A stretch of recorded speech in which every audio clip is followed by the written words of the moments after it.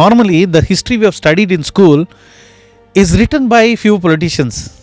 What history we have studied is very selective. Netaji had his army.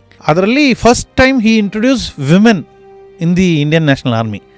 And Neera Arya, being an educated and coming from a rich family, she joins the army to fight, for freedom fighting.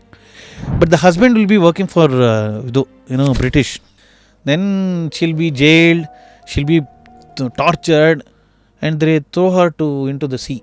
And ಅವಳ ಮನೆನೂ ಸುಟ್ಟಾಕ್ಬಿಡ್ತಾರೆ, ಅವಳ ಆತ್ಮಕಥಾ ಬರೆದಿರ್ತಾಳೆ, ಆತ್ಮಕಥಾನೂ ಸುಟ್ಟಾಕ್ಬಿಡ್ತಾರೆ. Finally she dies like an orphan as late as 1998.